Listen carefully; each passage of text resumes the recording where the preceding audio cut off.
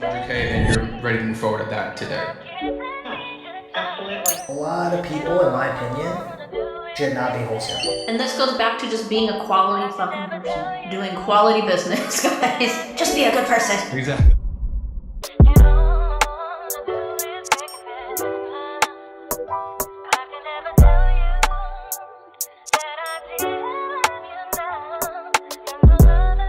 Hey guys, welcome to an episode of The Deal Room. My name is Matt Walton, here with my co-host Eva. How you doing, Eva? Hey, good. How's your week been? It's only Tuesday. Oh, Monday was a Monday. Monday was a Monday, as it usually is. Absolutely, guys. We have a great guest today, someone who I've spoken to a few times now, someone who is newly married. Yeah. We just had a very nice, long, vacation. There you go.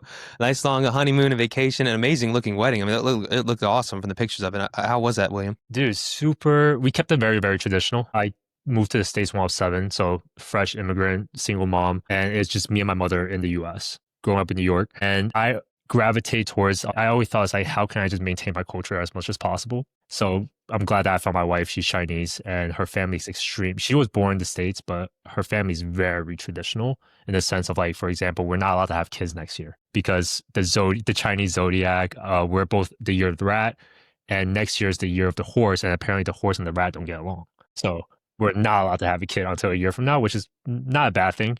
I don't think we're just quite ready yet. But dude, it's phenomenal. We have friends from Florida that flew out, from Tampa. We had a couple of guys I met from the investor community flow out from like different parts of the country. And then we have friends from back home. So it felt like a Avengers episode where you had those like mashup. So it was super, super cool. That's awesome, man. Congratulations. That's exciting. My wedding day was very fun. And so William, for those of you guys who don't know, he runs REI Transfer. He is a wizard when it comes to inbound leads through PPC, through Facebook ads. I want to talk more about what you're doing here and how you're getting the growth. How long have you been doing it? So everything started when I first moved out to New York. I had a manufacturing business. So we did embroidery and screen printing. And then during COVID, our little shop had to shut down. We were doing really well. And then when we came down here, we merged with a company in Tampa. I had some real estate down here already. So we actually lost that business completely because the partner that we merged with embezzled from the company. Honestly, I was super young around that time. So we trusted a friend. We didn't look into the books. So we did a merger and acquisition without even understanding the concept of it. So if anything, it's my own fault and stupidity, right? But I got really good at marketing after. So we went on to invest some of the capital that I had left into a kickboxing gym out in the Tampa Bay area, and we bought Alex Hermonzi's gym launch. So prior to his exit, so we worked with him briefly for our gym, which was primarily focused on cold traffic and the sales side of things. So learn how to do that. And I met a gentleman on a flight while I was running some ads on the plane. And he was like, hey, dude, like, you run ads. I was like, yeah, dude, I own a gym, blah, blah, blah. He was a huge Alex fan as well. And he told me I do this for my business, which is wholesale. He just said wholesale, by the way. So at that point, I'm like, Costco wholesale bananas, wholesale apples. Why are you running ads for like wholesale? And then he explained to me wholesale real estate. And I was like, oh, snap. That's super cool. I was like, you can do that. And then I realized soon after, I was like, wait, I'm the end buyer. I'm the sucker. Yeah. Then shortly after, I stopped selling the low ticket gym side of things. And then I got into wholesale real estate. And then we did fairly well within our first 12 to 24 months of starting the operation. How much you did? How much did you do? I think I did over 20 deals my first year of wholesaling. Nice. And for most people, it was just like, by the way, I skipped outbound completely. So I didn't even know people were still sending out direct mail. I thought that Facebook ads like Google ads were the only thing that you use to get these sellers. But then later on, because I met a very high producer day one, so this guy's on average generating about $700,000 a month. And he has a brick and mortar office out in the Tampa Bay area. And he actually started an agency himself recently too. Super cool guy. After I saw that, and then I had this immediate success myself with the wholesaling side of things. And then I started gravitating towards providing the service, right? Because for me, I care about like my well-being and like my bubble, right? I don't want negativity around me. And I'm like a very happy-go-lucky individual. And just talking to distressed homeowners on a daily basis was just not my vibe. Even though we were making money from it, but I just didn't want to deal with it, dude. Like I had like this lady that was getting catfish out in Arizona. And then I didn't know what to tell her. I was like, ma'am, like, have you met this guy before? She's like, oh no, but like I'm in love with him. That's why I'm selling my house and I need to sell it right away. And then she said like, foreclosure. And then this is prior to me understanding anything about novations. And then we actually lost this deal to New Western, but it was just like dealing with stuff like that. And then she called me 3 months later. She was like, I got catfished. It's like, I'm homeless now. I'm like, and I was just so over it. And then I was like, I'll just make money on the agency side of things. So I just transitioned to, I guess, selling the shovel versus digging the gold myself, and just having a conversation with business owners and helping them scale, because a lot of people, they get into all these type of marketing, but they don't have the sales or the conversion mechanisms to be able to actually generate these leads into contracts. And I'm helping them with not only the lead generation side, but also the conversion side as well. Nice. So kind of going back a little bit, could you break down in like a 5th grade level what it is that you're doing and why you chose to do it for the people who are like brand new to all of this? Because you went a little 5th grade, but then you went a little higher up. So like we're following, but I think like brand new newbies are probably like, wait, what? Yeah. So traditionally, obviously with wholesale, well, I didn't know this when I was starting, but also I had some capital from like prior investments in the past. So it allowed me to kind of go into it. But traditionally, you will pull a list from PropStream, you will skip trace it, you will call it yourself. And then with every 100 something dials, you will get one potential person that's maybe interested in selling their home. That's one connection, right? At industry average, you need about 60 of those connections in order to get one deal. So that's terrible at math. I know Asian people are supposed to be good at math, right? But I'm like, what, 100 times 60, that's like 6,000 calls, connections in order to get one deal. Well, you can't hustle and grind your way through it your first couple of deals if you live in your mom's basement, you have no bills, and you have all the time in the world. But unfortunately, as a professional, a lot of people that are looking to get into real estate or might already be in real estate, but want to be able to, like what I did, I want to maximize my portfolio. I don't want to be the end buyer anymore. I don't have the time in the world to sift through a bunch of garbage to get what we want good. So obviously you can go into, hiring your own callers. You can hire an agency for calling. But now you have to, number one, if you do it yourself, you have to be a really good operator. You have to learn how to train and hire. That's a art in itself.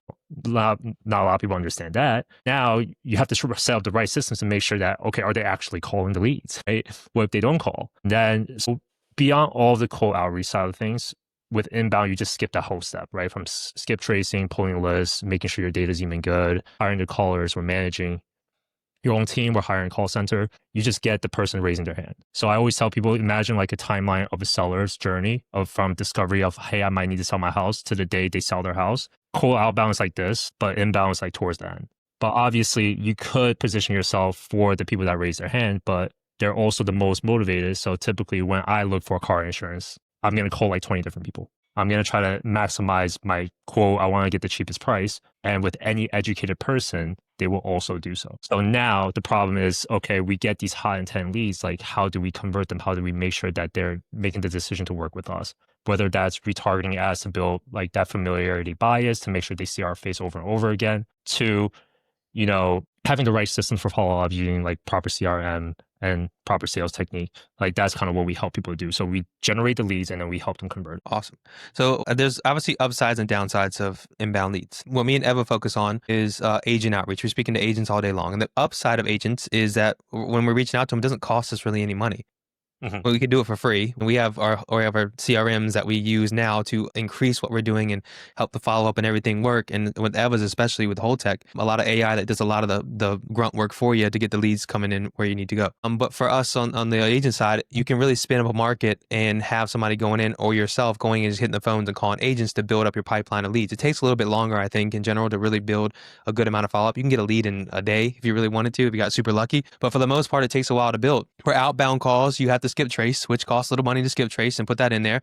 Then you got to hit the phones over and over again. Like you said, it's 6,000 plus people for you to hopefully get one. Some people get lucky and get some quicker. Some people take a lot longer than 6,000 leads. It just depends on how you get it. It's a little bit of money upfront and a lot of time. And then for you guys, the downside I would say is obviously money, because you got to have some capital to invest in things. So if you have that, it's great. But then the upside is that you can talk to people who actually potentially want to sell quicker than you would have to go through a bunch of crap. I mean, that's pretty much where we're at right now. What do you think, Eva? Yeah, and I think that what he's doing is a huge topic that we should hit on with Texas. Yes, yeah. Because I think, so what you're doing is you're running Facebook ads, YouTube ads, like what what source are you using? All of them? One of them? So it really depends on the client and how their business is formed, right? Like, let's just, for example, if they have a lot of content on YouTube already, why would I do Facebook when I can just do YouTube, right? We can piggyback off the channel. Also, depending on, are they a virtual wholesaler, like their primary focus is cash flow? Do they know how to do novations, right? Can we spread them out, get a cheaper cost per lead and cheaper cost per acquisition?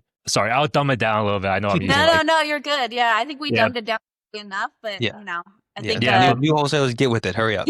we just want to make sure that they get the cheapest cost per deal, the lowest risk for the highest reward. So every channel is built differently. Their cost per lead and their intent is going to be different. A search for Google, for example, somebody searching, I need help, foreclosure help, is going to be way more motivated than somebody that just scrolls through their Instagram. Just imagine yourself scrolling through Instagram. You're sitting on your couch, you're on the toilet seat. Most of the time you're scrolling, you see an ad. It's like, oh, I think I want this. Opt in the form, and then you go on about your day. Most people are going to be like, Google, you know what? searching. I do need to sell my house today. Yeah, exactly. I'm like, I can't dropping believe I forgot about that. being foreclosed on. You know what? Shoot. Yeah, unfortunately, that's how it is, right? So depending on their business model, we kind of position themselves in different ways, right? I have a client, he runs about 100 grand a month notoriously on TV ads, and we just need a good platform to retarget them. So we use Facebook as just a primary focus because the age bracket for Facebook is a little bit higher. That's why we use it. And we just retarget any existing audience or anybody that land on our page to see their ads over and over again. Yeah. I mean, it makes sense. I mean, you're not going to find a whole lot of homeowners, I guess, in the situation in TikTok, I would guess, more than you're going after people who have been in homes for a long time in certain situations, I think. I mean, have you done TikTok ads and have they performed? I actually had this conversation with somebody today. TikTok ads is really good with targeting. Facebook, it's anybody that lives within an area and travels within it. So if you target like the Tampa Bay area, you might get St. Pete, you might get Sarasota, you might get all the way up in Ocala and sometimes Alabama, right? So it gets really funky with where the geolocator is. But with TikTok, it's actually really good at pinpointing a local audience. But the problem, like you said, is just you can get very low quality leads if your messaging is very broad. So if you just say, hey, if you use a hook such as, you know, do you not want to work with a realtor? Well, you don't have to be distressed to not want to pay fees. So you have to be very careful of using language like that on TikTok because you could get a really retail audience, which is not going to be beneficial for a wholesaler needs this distress. Yeah. You're just going to get people who have like retail homes. Like, I don't want to pay a realtor, just sell my new home. That makes sense. But so we're going back to like kind of the downside of everything. You know, obviously the money cost for that and inbound leads. And inbound leads sounds amazing. And it is amazing when you have it working, right? The issue, I think that I don't know if you ran into this yet, because we've ran into it when we're running the VA company here, is that we have people reach out to hire VAs and they've never even wholesale one transaction before. And they just heard about it on YouTube like a couple of days ago. And they're like, oh, I need a VA so I can run my business and make me a bunch of money. Like, yeah, that's not how that works. Like you said, you know, I'm sure, I don't know if you've had people like this that have reached out to you and say, yes, I want you to do a bunch of ad campaigns for me, but I've never done wholesaling before in my life. Have you had anybody do that before? All the time. So unfortunately, I'm pretty sure you guys are well aware, wholesale there's a no barrier to entry industry. Exactly. You don't have to get a license. You can pick up a phone and you can become a wholesaler tomorrow. It's not actual profession. You can't search up wholesalers. Most of the time when you search up wholesale, you find Costco wholesale, right? You don't find a wholesale real estate. There's no profession for that. So there's a lot of newbies, and I 1000% agree with you. For inbound, if you're using the last bit of your Chipotle money to afford ads, do not do it. Like, absolutely no. But if you want to have quality conversation and leverage your capital to speed up your learning curve, sure. You could do that. That's what I did. I learned very fast because I was talking to sellers every day and I could perfect my sales process and learn how to give out offers, right? With cold, if you don't have the money and you're going to use the last bit of money that you have saved up to learn how to wholesale with inbound, the average cost per contract in the local markets ranges about $4,000 to $8,000. Yeah. And it's like, most people don't understand that. So are you seeing that cost increasing with the new regulations that are being passed? For the TCPA regulation, or what type, like the wholesale regulations? So basically it's Texas, right? Where they decided that you can't contact anyone cold anymore. Like the pooling list and skip tracing is no longer existent in Texas. You can't. They have to contact you first. So in order for that to happen, it has to be PPC. Yeah.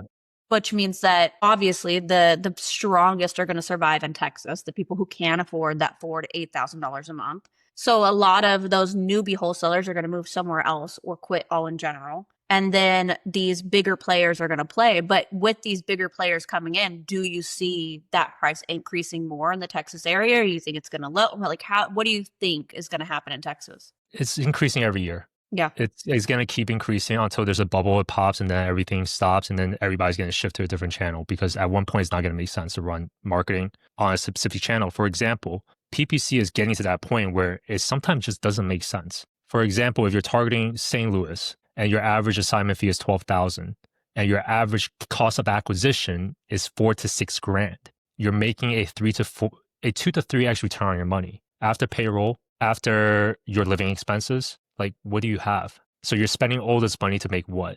So what are you targeting as your return? What's your target return typically? We want at least a 5x. That's like bare bone minimum. Yeah, that makes sense. What do you find is the hottest markets to do this in right now? Depends on where you are in your journey. And the reason why I say this is because, for example, I work with a company called Express Home Buyers. They're a very large company out in the DMV area.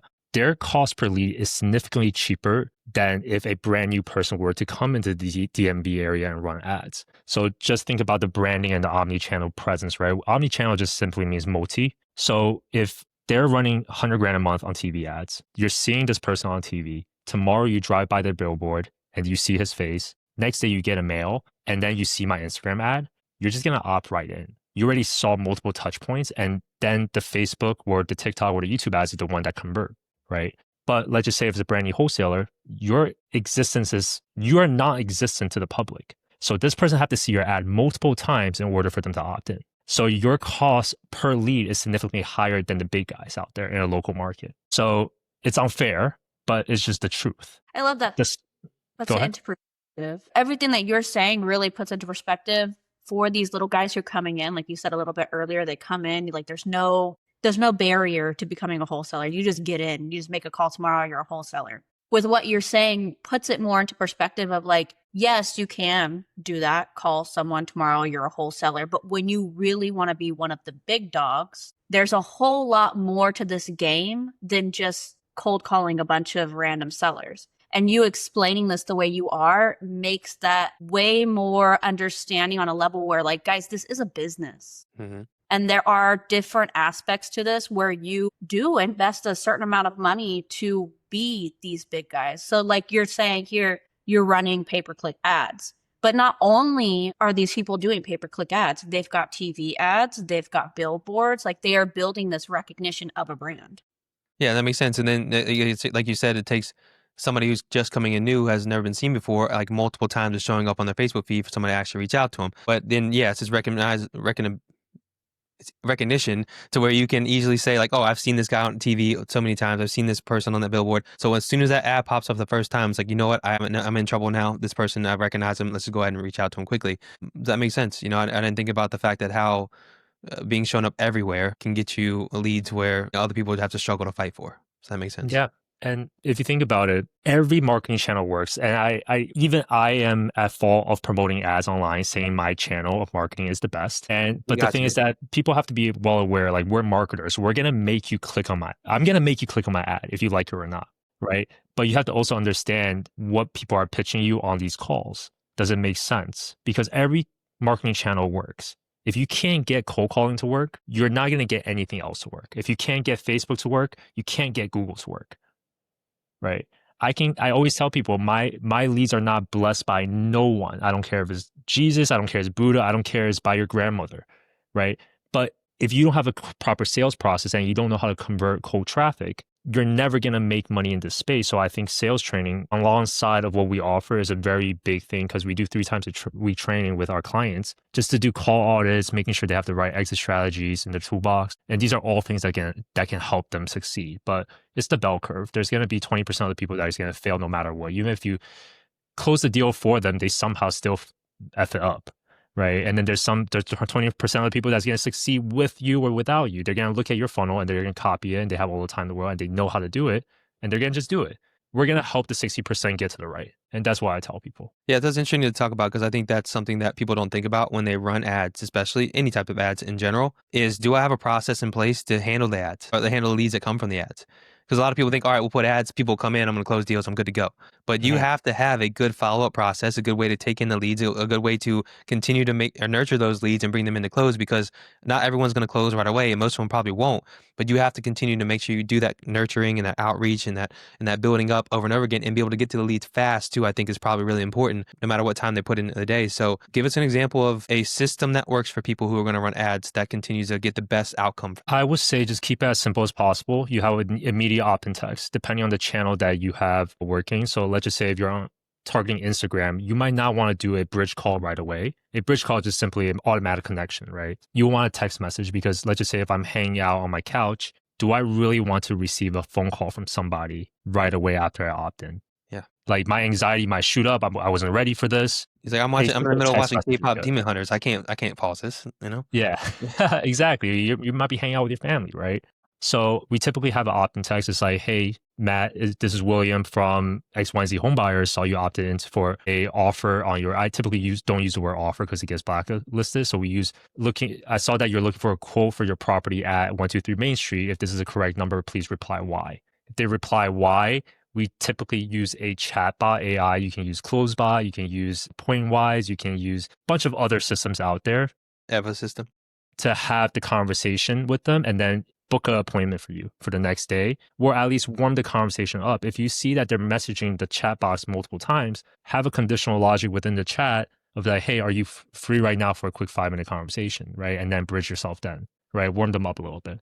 But if it's like Google PPC, like somebody searching it up, you want to just bridge it right away. You still have the opt-in text. And the reason why we have the opt-in text is for any iOS device, it pops up says maybe will on the call. So it's just a small tactic to increase like conversion rate. Makes sense. That's nice. Okay, so I'm just curious. You mentioned AI. How are you implementing it? Because I read a little bit on I went to, that I stalked you, went on your Instagram and started looking. I clicked on your link and read your doc, and in there, I think it's where you mentioned that you're using AI in your company. How are you using AI to do all of this as well? So for AI right now, AI creatives is huge with Sora 2 coming out. You can generate these UGC style scripts at extremely high volume to test. Marketing is a A/B test kind of thing. We want to test the first line. The hook could drastically change the outcome of your campaign completely. What UGC stand for? I'm sorry?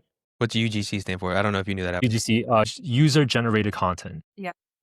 So if you see a person talking in front of the screen, that's typically a UGC. Like last month, I will have to pay an actor $100 to $200 per script in order to generate a few hooks and body variations. And then I'll have to have my editors go edit, make sure that we cut out the ums, the ahs, and then make it look all pretty. But now I can do it in like less than 2 minutes. So that's one of the things that we're using for our ad side. And then there's other ways to prompt engineer, right? We can leverage, for example, Manus, which is an AI agent, and you can do research on the best ways to prompt Sora and then give it famous, for example, agencies that's done work. Herman Brothers is one of them. They do like notoriously known for like really crazy scripts. So we can just tell them, hey, create me a script in this concept and then toss into Sora. And then you can get these, campaigns, videos that it will cost you like a whole $10,000, $20,000, $30,000 to get a whole crew, film, copywriters, all of this. But now we can do it with $200 a month and a few clicks of a button.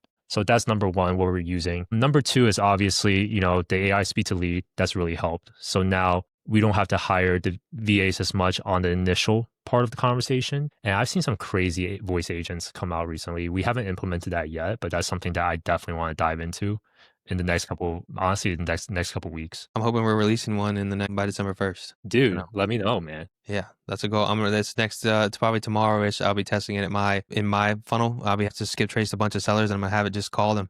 We're gonna see how it works out. So I'll definitely have you guys. We're gonna need beta testers here soon, so I can definitely connect you guys with it and give us a feedback. Hopefully it does well. Dude, of course, I would love to do that, man. Dude, once I was such a hater for voice AIs for the longest time. Me too. But these technologies just advance so freaking fast. Yeah, no, I was a hater for it for a long time, and then we had spoken to the guy who created one, and he did this sales call that we had on it, and when I listened to it, I was like, this is scary and insane. The fact that you wouldn't even know the way it humanized it by the different ways it took breaths when it was talking, and when little like stutters here and there, like in between, it was insane, and it worked out really well. And so what we did was we'd send it over to people and say, hey, this is a VA that had this call. What would you say about give us a feedback on this VA that made this call? And they would give feedback on the call, but they would never know it was AI. And then we're Wow. like, by the way, this is AI that did this. And they're like, That's no, insane. That's such a good offer, man. right, yeah. And so I'm gonna have you. I got to add idea. I'm gonna have you put it out here when Let's it do goes it, live. man. Whenever you're ready. Well, no, I think AI is a game changer in general. We've recognized it and what we can do and the capabilities. We have VAs that work in Eva's whole tech, and what it can do to the point of nurturing leads and getting leads into your inbox that are ready to close after qualifying everything is awesome. Does it go all the way to closing deals for you now, Eva? To closing deals, no. Me? I still, Yeah. but I mean, pretty really, much. Yeah, her it's over text, right? For the most part, it'll get all the way to Negotiate my deals. It knows its parameters on price and the details of our company and what we are willing to do and not willing to do. And he negotiates the whole deal. I basically just get on the phone if the agent is having like an issue of some sort, really just to like confirm and sign a contract. We did 11 last week. 11 contracts last week. yeah. That the AI did That's for, insane. right? I might just quit my agency, use your AI, I'll pay you, and then I'll just run the ads. If I don't have to get on the calls with these sellers, Yeah. Well, we do it. So we're not even agent. direct. So the strategy that you talk a lot about, I'm like, yes, gun ho for, because I can't stand calling direct to seller. I won't do it. I'm with you all the way on like, you're going to have to do 60,000 calls or you're going to have all these conversations. Most of those people don't even want to talk to you. I'm just like not really into it. And I know that Matt does more of like a direct or a cold agent outreach strategy where he's just calling or texting a lot of just agents he's never talked to, but they all have licenses. I go direct to the agent who already has the listing I want. And then I build a relationship with them through that.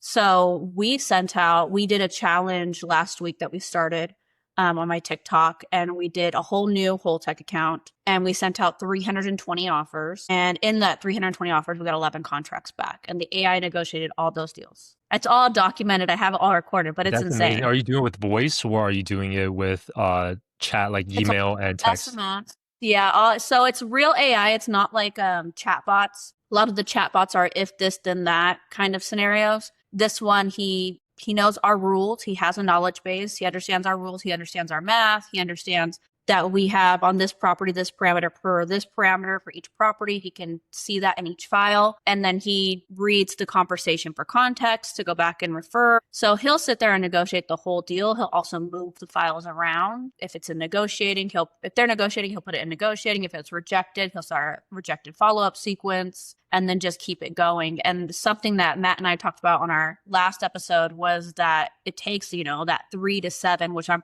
sure you probably know as well, the 3 to 7 points of contact to get anyone to really make a decision on you. Correct. So right now, my biggest thing, because I tried something like that, I believe end of last year with somebody that had a bot similar to that. My biggest problem was the underwriting side. Like, did you automate that side as well? Yeah. That's insane. It's all, and so like I have certain math automations built into the system that when the property goes in, it runs these certain automations. And so it gives the bot an offer and a maximum offer amount, and he will negotiate between that parameter. He also knows, like in his knowledge base, like if they say that the roof hasn't been replaced in 20 years, to be more towards the bottom offer price instead of going higher up, to not disclose that you can go between this amount and this amount. Just keep that a secret, but know that you can and change your numbers based on how the conversation goes. Is it taking from the MLS information? That's what's feeding it off, or just like county record data or like public records? So we, inside Whole Tech, we have our own data source called Leads Feed, which is pretty much the same as like a prop stream, prop wire. And so when we click our little rocket ship up in the corner, it automatically takes that information and populates it into the system. And it creates a file. It creates a file with the agent's name, the agent's contact information, all the property information, all the agent's notes. It sends out an initial letter of intent email telling them what our offer is and everything. And then it sends them a text message letting them know we sent that out. And then when they respond, it starts the negotiation based on all the data that it has. I love that. Isn't it crazy? Yeah. It's insane, right? You literally just wake up and like, oh, I got 11 contracts. That's insane. Yeah.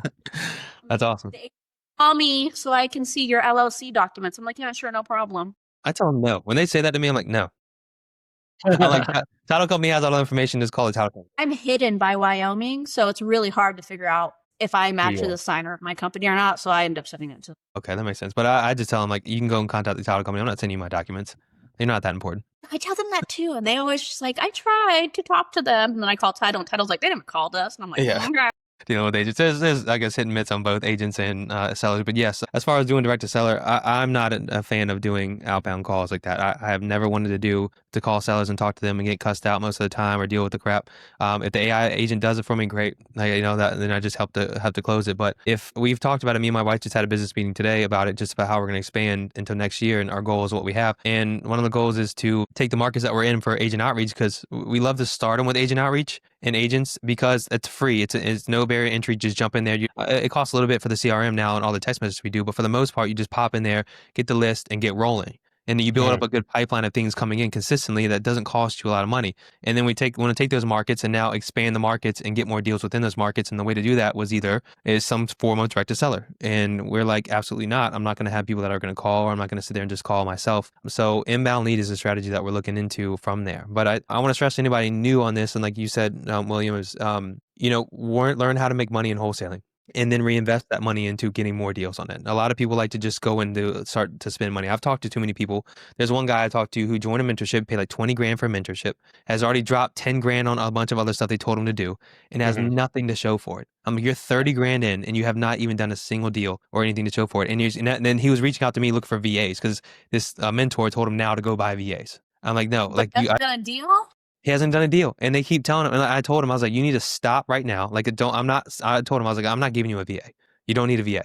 I was like, you need to close deals. You need to go through the crap and make the calls and get cussed out and fail on deals and get some deals closed. And now you've gone through it. Now you can tell somebody like a VA or anybody, this is what you do in this situation. Because there's so many people who are like, I'm just going to have a VA. I'm like, how are you going to coach them through a situation you've never been through? Like, well, that's a good question. Like, yeah, I know.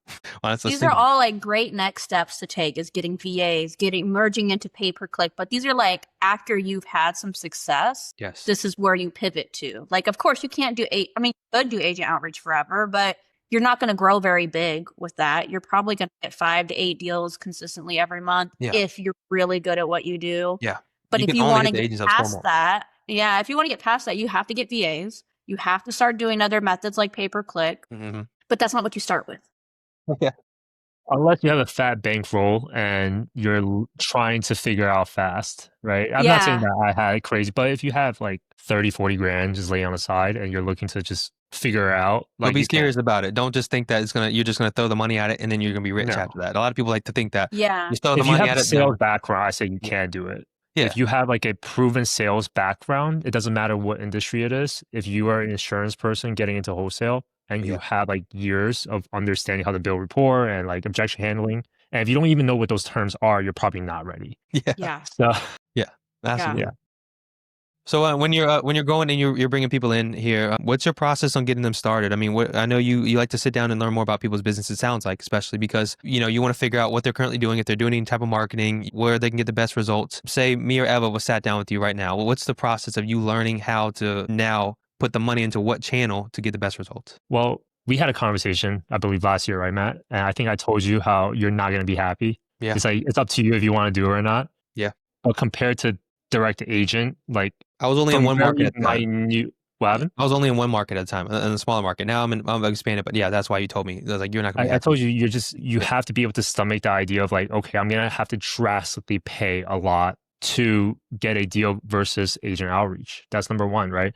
Number two, direct to seller to direct to agent is 2 completely different conversations, right? So there's going to be a learning curve. So anything you feel like industry average, when people tell you industry average, you can close in 1 out of 12 leads to 20 leads for inbound. If you've never done it before, just double that number, right? Say 30, 40, 50 leads, right? The worst case scenario. I will ask somebody, what's your primary goal? Is it for cash flow, or are you looking to flip in a specific market? And if you're looking to flip in a specific market, then we can only market in certain areas. And have you done any acquisition in the past? Have you done wholesale? Have you done any sales? Right. Going back to Alex, even with the gym, one of the first things gym launch told me is that the second we turn on ads, we're going to break your system.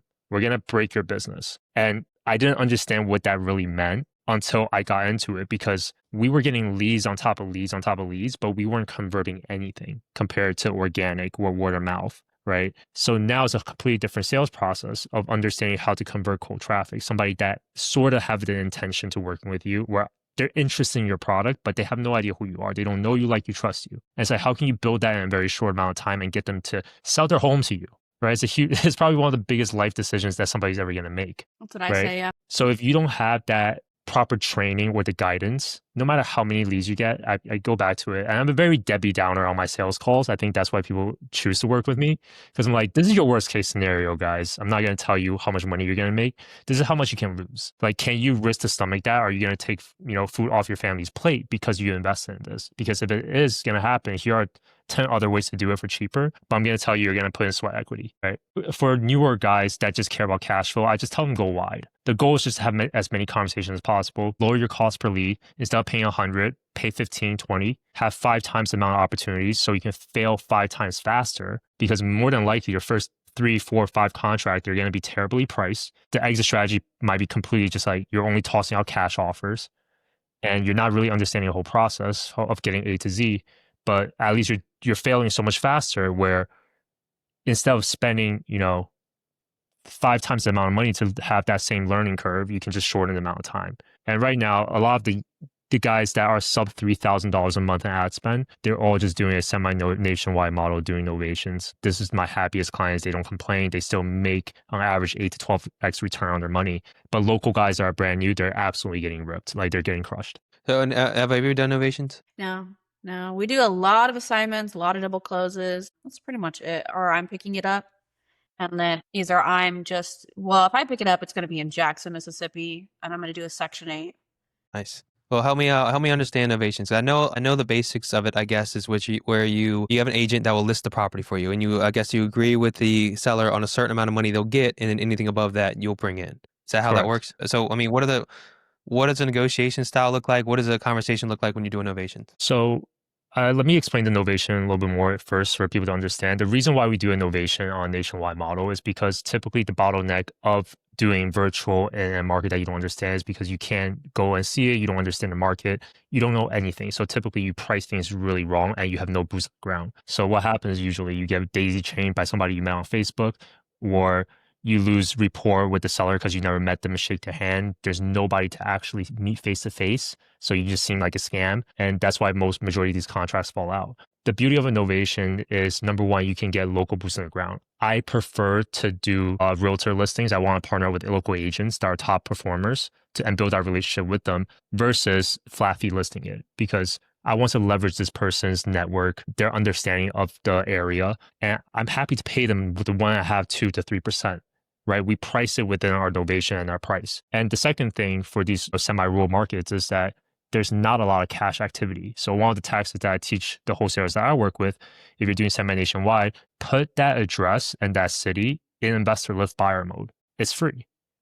Are there any off-market deals happening in that area within the past month? If there's none, more than likely a cash deal would never work anyways, because there's no buyers. Right. So we have to kind of expand the type of eyeballs that we can have a CR deal. And the only way to do that is really the MLS. And that's why we do it. It's just a dispo strategy to almost alleviate the side of having an actual dispo team, because the agent itself, you're just paying them per deal to handle the dispo for you. That's how I see it. And because you're putting on the traditional market, more than likely it's going to be a retail buyer that buys it. So they're going to pay a much higher price than a person that you find on investor list, where they're going to try to get bottom dollar from you every single time. Right. That's why we like to leverage the innovation so much. And you can make a much bigger spread. So I have a client named Trajan. He started doing innovations this past, I would say 2 to 3 months. His first deal finally closed. It takes about on average of a 60 to 90 day timeline. The cash conversion cycle is a little bit longer. But in a town of 200 people, he's about to make $28,000 on a deal. You couldn't wholesale that. There's no buyers in that town. There's no buyer. Yeah. Yeah, I actually told him he was dumb for locking it up. I was like, this is a waste of time. But on the first day he listed it, he got a offer above asking. I was like, all right, maybe I'm wrong. Yeah. Yeah. Yeah. There's the advice right there. Don't listen to William when he tells you not to take that deal. No, don't always swing the bat. Yeah. Well, that's also. Do you have to? We're doing traditional buyers here. Are you focused on properties that will pass for loans, like traditional loans, FHA loans, stuff like that? Because a lot of times you have these as is properties that you can't get a loan on. Is that something you have to focus on with novations? So more than likely, it's just cosmetic work, right? The house might smell, or there might be some it's an older family and they just don't want to have to deal with it.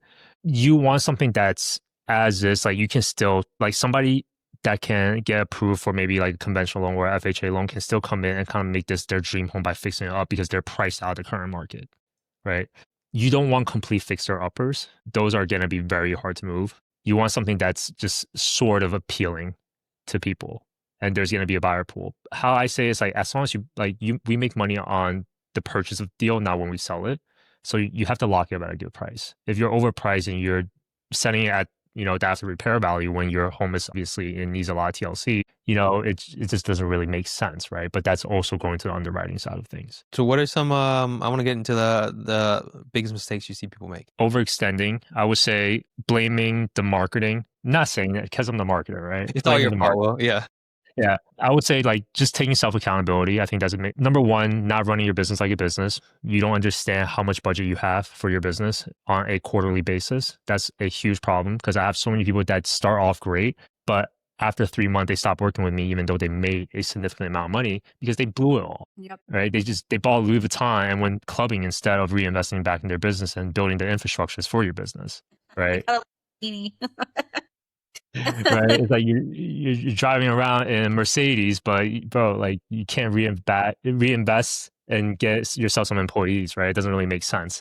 I would say that's probably number one. The bigger thing is sales, not understanding how to do sales properly for the right type of acquisition model that you choose to do, right? Not understanding the cash conversion cycle. How long does it take for you to get your money back after you spend it? So these are all things that newer people, they don't think of. And then obviously you can go into more of the nit and grits, like understanding exit strategy. Okay, when I'm locking up a deal, like, do I know what my buyers want to buy? Are they a flipper, right? Are they somebody, Joanne, that's going to make this her dream house by fixing it up? Or is it going to be, a sub 2 investor? Co-living now is huge. So it's like, it's really dependent on like the exit strategy. So a lot of these new people, they don't understand how to underwrite. So they only have cash. And let's just say out of every 10 leads, there's only 3 potential cash deals and the rest are, creative. Well, simply by adding innovation, maybe your conversion rate goes from 30% or 20% all the way up to 50%. That makes a drastic difference on your return on investments on the back end. And people don't see that and they don't ever talk about it because everybody just want to promote a product, right? They want to sell a service. But that's the most important thing. To build your knowledge base is super important. It just sounds like having your foundation as well, because a lot of the stuff that he'd said is like elementary beginner stuff that you should know. And if you don't know at all in your business, you're not going to succeed. Like these are things that you should know and have set up first and then progress to these other steps. But if you don't, you're going to have all these same mistakes. Yeah, absolutely. One of the biggest having things a coach is great because I know you mentioned, sorry to cut you off, because I know you mentioned a coach because there's a lot of coaches and info products in this industry. For example, like we help some coaches scale their companies as well, right? There's great ones that I work with, and there's with one really good coach, there's 100 people that's never done a deal, but they're just selling you the idea. More than likely, you want to work with somebody that's currently still actively in the space or understands, have a good pulse on what real estate is and these terms and underwriting, so they can provide you with resources, not just marketing or education, but can actually provide you with active resources, right? That's the biggest thing. And I've seen so many people spend $10,000, $20,000 on a lot of hypothetical information, but they don't have any leads. It's like, if you're going to pay all this money to learn, like you need lead flow in order to apply what you just learned. Mm-hmm. So I would say get the leads first and then figure out what's hard, figure out your baseline like numbers, and then you hire a coach so they can help you elevate those KPIs, right? versus starting with a coach and not having leads, and now you're just twiddling your thumb, not really knowing how to apply the information. Yeah. I get that completely. I mean, Eva talked about it on our last podcast here about the issue with a lot of coaches and who you're going to look for and to be careful about who you're going to go into and go into business with or pay money towards, because you have a lot of people who like you said, have never done deals and never had built a consistent flow, but they want to teach you how to do it even though they haven't done it themselves. We both obviously work with Jamil. We understood that he's built a business and he does this. And so we wanted to learn from him, which helped me and her out a lot. Another thing you kind of touched on a little bit is understanding your numbers. I think is one of the biggest things that a lot of wholesalers fail at. And what I see a lot of times is a lot of wholesalers don't factor in their dispo price when they lock a deal up. And they lock it up at the price that a buyer needs it at. Mm-hmm. Then they throw on their 10, 15, 20K on top of that, and it's no longer a deal because they went and thought, this is, I ran my numbers. I didn't take off from what my wholesale price is supposed to be. And I locked this up and now you're trying to sell it at a terrible deal. So I think I see that a lot, especially when people reach out to us for like to JV or trying to help them find a buyer. I'm like, I can't sell this unless you get a reduction on this because you're selling at what I have to sell it. You have it under contract at what I have to sell it at. So that's one of the big things I think is obviously to understand your numbers. Market's a big thing, like you said. If you have different exit strategies, it helps out. When we get into new markets, it is a learning curve, and I understand that as we go into it. I'm like, hey, look, it's okay that we're gonna probably have a first couple of deals or so that might not work out because we have to understand where people are buying at, and the more conversations I can have with buyers can help me understand how they're running their numbers. And it took me a little bit when I started doing this to understand that is that the more conversations I talk to buyers about and how they run their numbers specifically in these markets, the better I can be at acquisitions, get them the deals. A lot of people want to get the acquisitions and get the property under contract and then talk to the buyers. And I think that's because YouTube University teaches things backwards, and you're right, because we have to go back to the point that this is a business and people need to treat it like a business. And who is your customer as a wholesaler? It's these buyers. So if you have no idea what your customer wants, how do you know what you're supposed to be providing? Right. So like what you're saying is so key point. Like people, I think that gets freaking ran over so much. Yeah. At the mastermind with Jamil, Brent Daniels, we were talking to Brent Daniels and he goes, a lot of wholesalers don't understand that the buyers are your assets. Mm-hmm. They're the ones that pay you. You take care of your assets. You have conversations and audit your assets and make sure that everything is good. And so we've had plenty of deals where buyers will come up to a price just a little bit more than they would have offered in general, just because we work together a lot. We have a relationship and stuff. And I told you last episode that I have friends that are buyers now that I come down more than I should to help them out on certain things. And I said, I wish they were my friends sometimes because we could get a little more money out of it. But for the most part, that's what happens. I think that's super important is relationships in this. And do you feel, William, that while you're doing this inbound strategy, that relationships do have a big factor in how much you close? 100%. I always say, number one, track your numbers for what we do isn't rocket science. A lot of it is pure logic, right? If you feel like a gut feeling you shouldn't be doing this, more than likely you shouldn't be doing this. I saw a post the other day on like a wholesale thing. It's like, how often do wholesalers get sued? Like, realistically, you shouldn't be getting sued. If you do ethical business, you shouldn't get sued, right? But back to your point, I would tell people really understand, like, we're in the game of service. We get paid an assignment fee because of the work and the service and the value we provide. So if we're in the service-based industry, there's something in the service-based industry called a CS, a customer success, or it could be a liaison of some sort, or somebody to kind of guide you through the process of locking up the contract. When I tell my clients, typically when you hire somebody that can take that role away from you, somebody that can communicate with the seller on a daily basis, just to let them know where's the status of the property. Don't just ghost them. That's the biggest reason why I see newer wholesalers lose a deal is because when they contract that deal to the point of the sale, they don't talk to the seller whatsoever until the seller asks you a question of what's going on. But it's like common sense, right? It's like treat people like how you want to be treated. And an employer once taught me, it's like, if I ever had to ask you what's going on, understand you failed at your task. Right. And I tell a lot of newer wholesalers that is like, be overly communicative, right? Tell them what's going on. Tell them, hey, even if it's something as minute as, hey, we're going to, we just submitted things to title. Well, you don't need to tell them that, but yeah, you should 1000% just let them know what's going on. Yeah. Good communication, period. Yeah. Just by having that, I promise you, even when you retrade on the back end, that conversation becomes much easier. And if you're not locking things up at the correct value, understand, just learn how to search up A/B closes, right? If you give them, understand the concept of A/B closing, and then you can leverage down much lower than you think. Right. Yeah. Yeah, retrade, I mean, it's a viable strategy. What I don't like is when people lock things up with the notion that they're always going to retrade anyways. Like they'll lock up a bad deal just to, cut somebody out at the last minute. I don't like that. I mean, look, retrades happen in our business. It's just part of it. A seller's not going to give you all the information, and you're going to go in there and they're like, wow, there's a bunch of foundation issues, a bunch of problems in there. You didn't know the neighbor next door had a ton of stuff outside their house with trailer parks and everything else, trailers all outside of it. You didn't know this stuff when you picked it up. So retrades happen. It's not a big deal. You have to learn how to do it right, though, I feel like. Correct. I'm not just I mean, that goes back to how do we not get sued, right? Right. Yeah. Yeah. It's like telling the seller in the beginning, it's like, hey, if you lied to me about the condition of the property, I'm going to have to lower the price. You understand that, correct? And then once they say correct, yes, okay, then, you're kind of safe. You're not lying to them. But I want to know your thoughts on this too, Eva, and you, William, if you know that. Trading, I always do within the inspection period. Like, I don't ever want to retrade the day before close, or and screw them over that way. Not only, even if I have it locked up a little bit above, but the conditions are worse than they were, and the numbers weren't as good, and maybe I want to add a little more into the assignment fee. But I always want to negotiate within their inspection period, and not wait till after that is done. I mean, you guys feel the same way, or you guys just kind of retrade whenever? I do the same way. Like, all the drama is happening in the inspection period. And then once we're out of the inspection period, is because we've gotten rid of all the drama and we're good to go and it's just a smooth close. But we close in 10 days. So that whole period is very short every time. Yeah, some pressure on the 10-day close. Yeah, I would say in a perfect scenario, you will pre-frame the seller well enough to be able to do that within the inspection period. Right. Unfortunately, with novations, that's a caveat. It's tough because you have to tell them that I'm not a buyer, right? So if you're not the buyer, then at that point, the retrade happens because the fact that the buyer, there's just not enough pool of buyers for that price. So, question with novations, you're going in and doing a little bit of work, right? I only fix up what I need to fix up.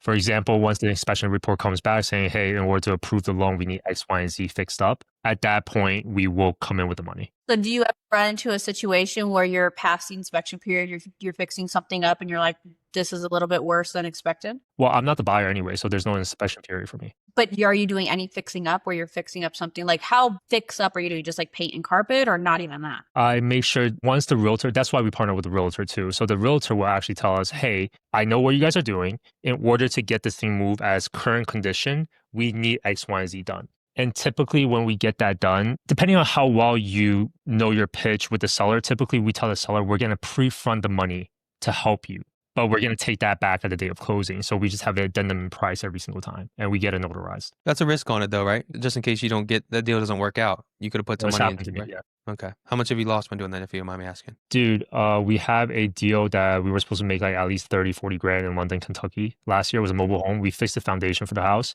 The title company, so the seller backed out last minute on the day of closing. The buyers actually flew up twice for the closing. They sold their house, were supposed to move in, and this lady just freaked out and backed out last minute. And then we were just continuously checking to see if there's anything. We had a list pendant and the memorandum filed for the property. So we had our interest because we actually put a significant amount. I think we put $8,000 for the foundation and some other stuff. The title company actually used our title report to close with the realtor that was representing the buyer side. So the realtor that represented the buyers actually bought the property under us afterwards using our title report. So we're suing the title company. Yeah. Yeah. What the heck? So they didn't, if they had to open a new title report, the lien would have came up to see hey, had the memorandum? They didn't open a new one.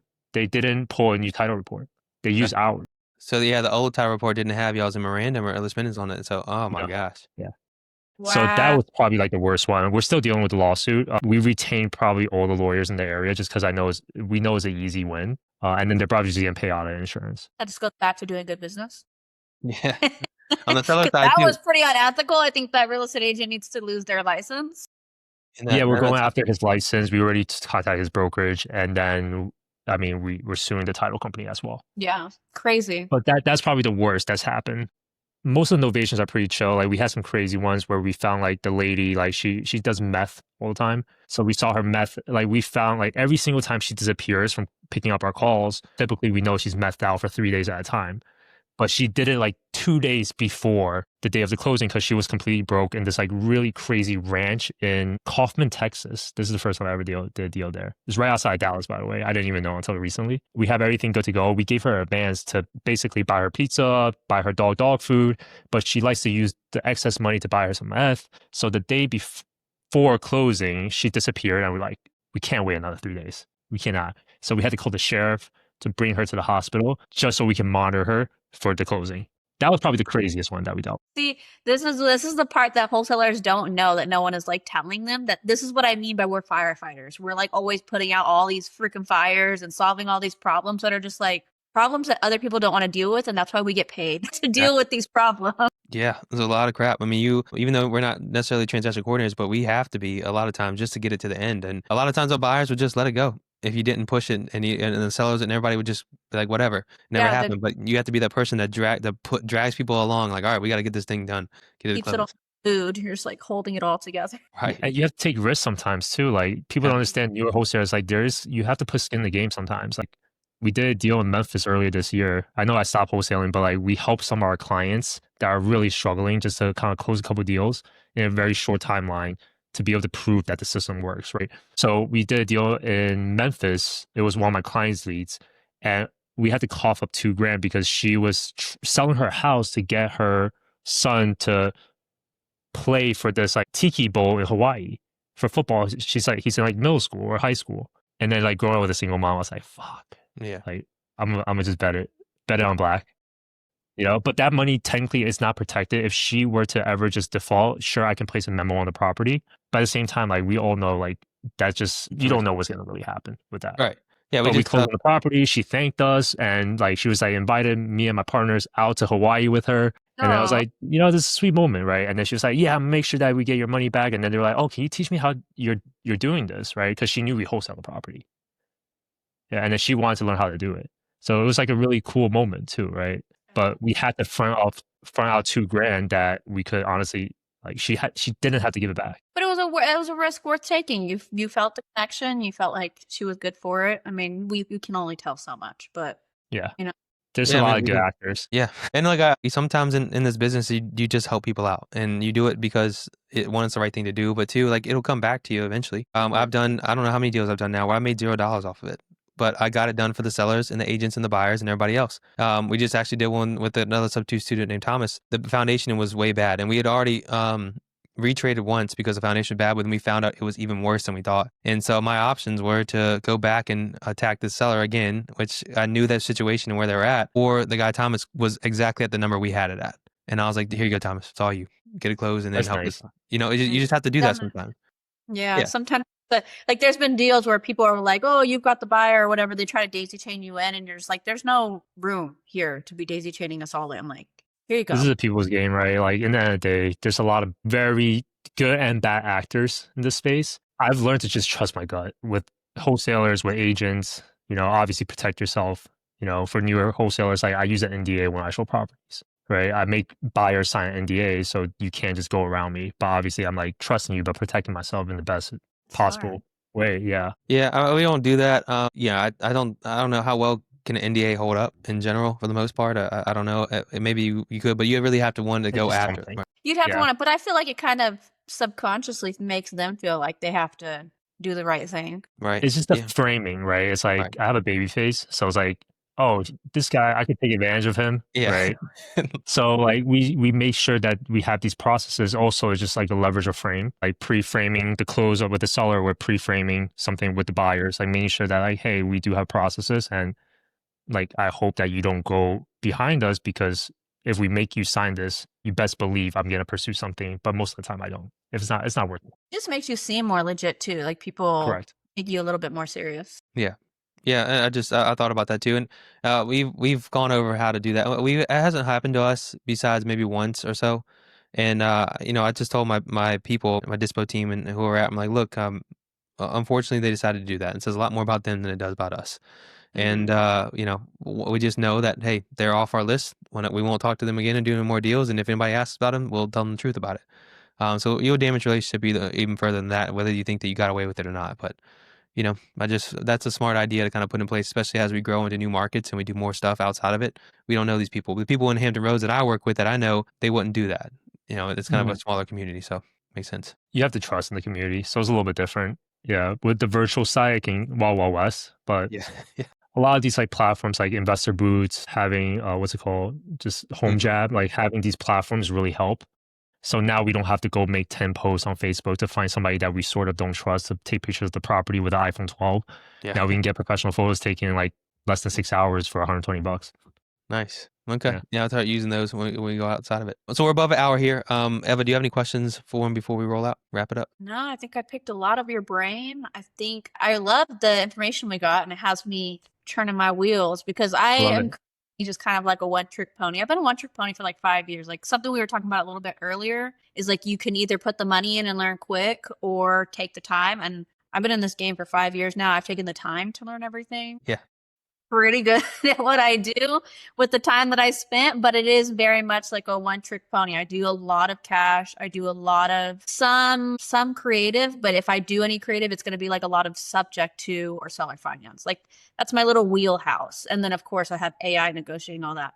So now after having this combo, I'm like, where are we going to expand? William, How if are we going to you're get looking for somebody with a bankroll, you got I always tell people if you're super established, stay in your zone of genius. right? Because in the end of the day, there's just hundreds of different ways to get rich. And if you found one that works for you, stick to it. And longevity is the game, right? Because it doesn't matter if it's cold calling, inbound, outbound, this, that, direct mail, they all work. But Yeah, I would it's just say how consistent are you? Can you figure that out? And then once you maximize one channel, and if you are that person that want to grow, sure, go ahead, go try it. Yeah, I definitely say stick with it. Like I see a lot of a big issue that people do is they switch everything that got them successful into something else. Like don't do that. Like stay with what's getting you money. Add on if you want to add on, but don't just leave it. Now, it's one of the things that Jamil talked about when we first started too, and anybody I've seen it happens. And when we talked to a bunch of people who had a little bit of success, and when they had the success, they was like, oh, shiny object, I'm gonna go start doing this because they say you can make a lot of money doing this, and you left what made you money in the first place. So that's a big issue that people have. Dude, I think my best advice I got from my business consultant, I have somebody just full-time telling me things that I need to know. He said just like, dude, like number one, you lose money when you scale. So whenever you try to grow your company, you're always going to make less revenue, right? And number two, you just want to make sure that, damn, I'm having a brain fart, but honestly, just with that advice, you should be fine. You need to go back to your business consultant and be like, help me out. Yeah. Yeah. No, it's just, in the end of the day, it's just making sure that you just stay in your zone of genius. And problems become harder to solve as you grow. Yeah, absolutely. So you just give yourself time, right? Like me getting from, my first 10,000 a month to 20 to 30, like it's going to be significantly shorter than me getting to 50 to 100, 150, a million a month. So just understand that the timeline of problem solving and the system you need to build out becomes drastically longer, and you have to be okay with that. But starting something and pivoting completely, you're just going back to ground zero, right? It doesn't really make sense. People forget about the law of averages, or they just don't know about it. Yeah. Okay, perfect. I think that's a good place to end. Thank you so much for your time, William. We're going to list everything on your social medias and how to get a hold of you. I'm sure if you did any type of wholesaling, you've probably seen his ads come up like I have. But we'll list everything. Is there any way specifically you want people to get a hold of you if they're looking to reach out and pick your brain about things? Getting started? The probably best way is through Instagram. I personally still reply to DMs, maybe up until next month, who knows? But shoot me an email, contact at REI Transfer, William at REI Transfer. I manage my email pretty heavily. But yeah, that's probably the best two ways to get a hold of me. Awesome, man. Yeah, if you get, like William said, if you got a bankroll and you're trying to make some more money on it, hit him up. Yeah. Thank you guys for checking it out. We release this podcast. We don't know exactly the day we're going to release it just yet, but we'll continue having a consistent release date for you guys to check out. And hopefully we can bring a lot of value to you. If you have any questions or want to have any advice on anything, if you have any questions about what's going on in your deals or in your business, please comment it. Like, share, subscribe.